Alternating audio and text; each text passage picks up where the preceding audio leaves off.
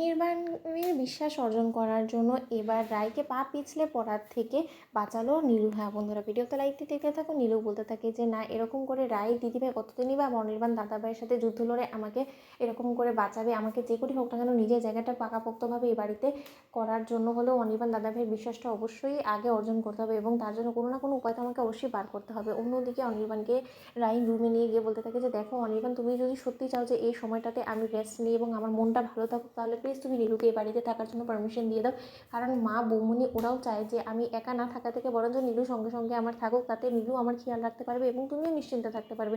ঠিক সেই সময় অনির্বাণ বলতে থাকে যে রিয়েলি রাই, তোমার সত্যিই মনে হয় যে ও তোমার খেয়াল রাখার জন্য এই বাড়িতে এসেছে? আমি তোমাকে বলে দিচ্ছি, ও নির্ঘাত কোনো বদ মতলব নিয়ে বাড়িতে এসেছে। যখন কিনা আবারও তুমি আমাদের সন্তানটাকে বিপদে ফেলবে, নিজের বিপদের মুখে পড়বে, তখন তুমি এই জিনিসটা হাড়ে হাড়ে টের পাবে। আমি তোমাকে বলে দিলাম। কিন্তু তোমার আপাতত যখন এতটা ইচ্ছা ওর উপরে আবারও বিশ্বাস করে, তুমি তোমার মতো করে বিশ্বাস করো, কিন্তু আমি কোনো মতে ওর উপরে বিশ্বাস করবো না। অন্যদিকে এই কথাটা যখন নীলু আরিফিতে শুনে ফেলে, ঠিক সেই মুহূর্তে নীলু বলতে থাকে যে অনি দাদা ভাই, এবার আমি এমন কিছু করবো যার ফলে কিনা তুমি আমার উপরে বিশ্বাস করতে বাধ্য হবে। অন্যদিকে নীলু রাইয়ের ওয়াশরুমে ঢুকে ইচ্ছাকৃতভাবে ফ্লোরে শ্যাম্পু ফেলে দেয় এবং বলতে থাকে যে রাই দিদিভাই, এবার যখন তুই নিজের অজান্তে এই শ্যাম্পুর মধ্যে পা দিবি, আর তার সঙ্গে সঙ্গে আমি যখন তোকে পা পিছলে পড়ার হাত থেকে বাঁচাবো না, তখনই তোর বর আমার উপরে বিশ্বাস করতে বাধ্য হয়ে যাবে। অন্যদিকে অনির্বাণ যখন চা খাওয়ার জন্য লিভিং রুমে এসে বসে, ঠিক সেই সময় অনির্বাণ রাইকে কোথাও না দেখতে পেয়ে চিন্তিত হয়ে পড়ে এবং বলতে থাকে যে কী ব্যাপার, রাইকে কোথাও দেখতে পাচ্ছি না যে।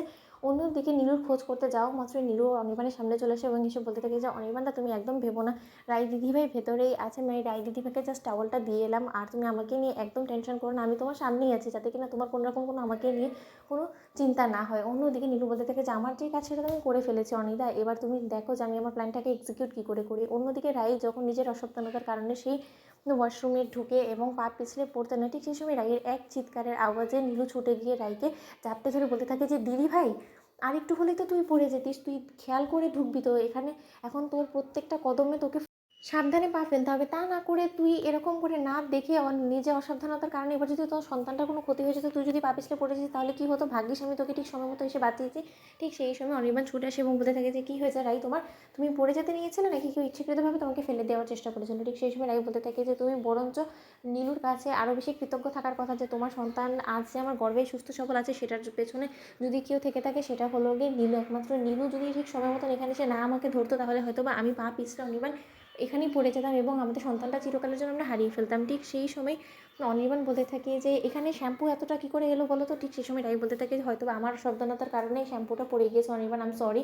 ঠিক সেই সময় অনির্বাণ বলতে থাকে যে এই জিনিসটা কোনো মতেই আমি বিশ্বাস করতে পারছি না, কিন্তু তার সত্ত্বেও নীলু, তুমি এই যাত্রায় আমার স্ত্রী এবং আমার সন্তানকে বাঁচিয়ে, তো তার জন্য আমি সত্যি তোমার কাছে কৃতজ্ঞ। তো বন্ধুরা, লাইক কমেন্ট শেয়ার করে সাবস্ক্রাইব করতে ভুলো না।